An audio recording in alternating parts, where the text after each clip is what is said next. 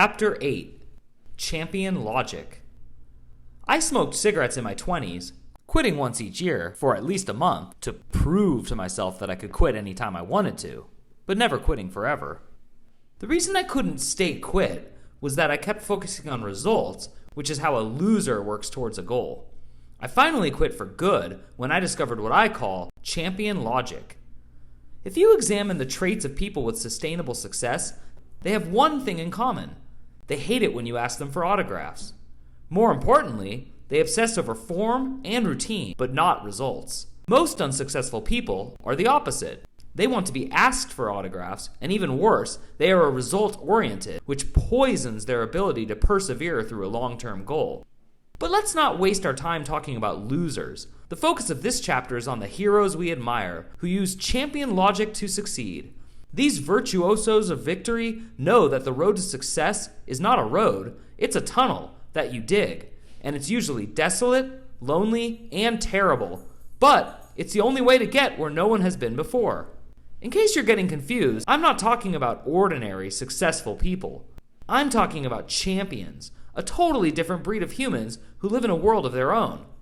These titans of triumph are not satisfied with being good, excellent, amazing, or any other superlative for greatness. They are only focused on one thing, being the best. Champions are diligent and efficient, which means that, unlike losers and worrywarts, they anticipate and even look forward to both failures and mistakes. How do they do this? They make and practice multiple plans for success to use as they edge their way to the top.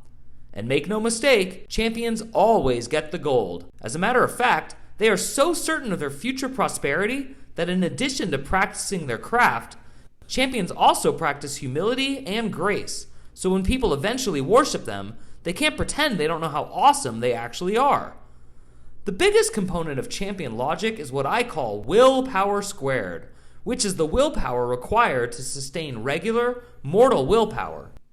Any idiot can set a goal and brag about their ambition, but only a champion can harness willpower squared by embracing the merciless truth of competition, that until you quit, you may not be succeeding, but you're not a loser.